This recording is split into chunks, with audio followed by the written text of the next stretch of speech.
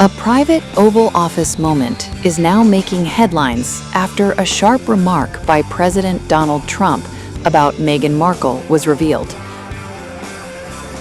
According to a report by the Daily Mail, British royal author Robert Hardman shared details of a conversation he had with Trump inside the Oval Office.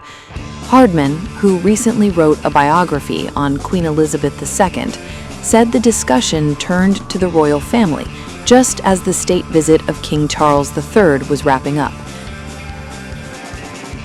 Trump reportedly flipped through the book and began speaking about the future of the monarchy. He praised Prince William, saying, quote, "He'll be a good king. He's very nice, a great guy. I like him." Trump brought up Harry, asking whether he could ever make a comeback within the royal family. Hardman reportedly responded, saying that seemed unlikely given Harry's ongoing rift with the royals. And that's when Trump made the remark now grabbing attention. He said, quote, "Too many things, I guess. That wife of his. Boy, what she's done to that guy."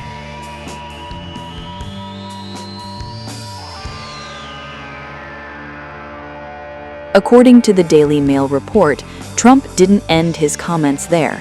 He went on to suggest, quote, "I guess she got blocked out by William's wife," referring to Catherine, Princess of Wales. But then the conversation shifted. Now, these remarks, as reported by Robert Hardman to the Daily Mail, paint a rather blunt picture of Trump's view on the Sussexes. In fact, Hardman himself noted that Trump appeared less than flattering when speaking about Harry and Meghan. The timing of these comments is also significant. They come shortly after Prince Harry's recent visit to Ukraine, where he openly criticized Trump's approach to the conflict with Russia. I am not here as a politician. I am here as a soldier who understands service, as a humanitarian who has seen the human cost of conflict, and as a friend of Ukraine who believes the world must not grow used to this war or numb to its consequences.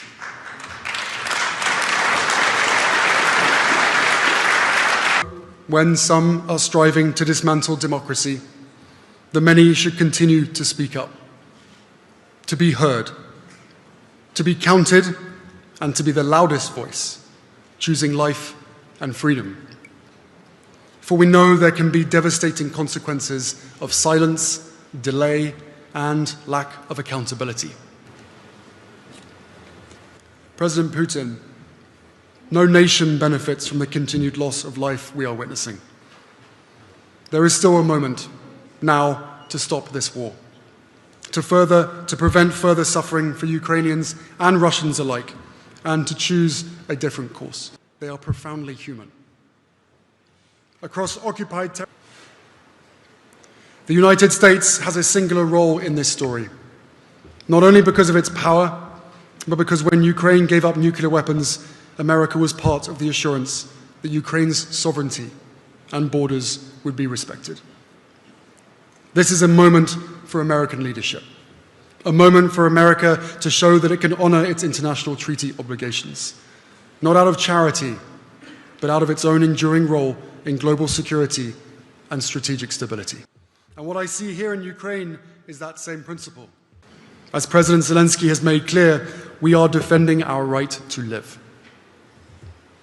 So, the question is no longer whether Ukraine will stand. You have already answered that.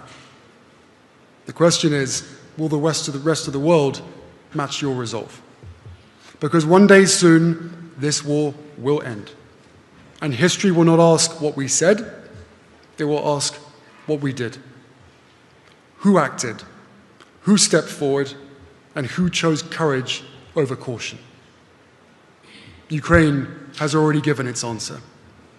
Now is the time for the rest of us to give ours. Thank you.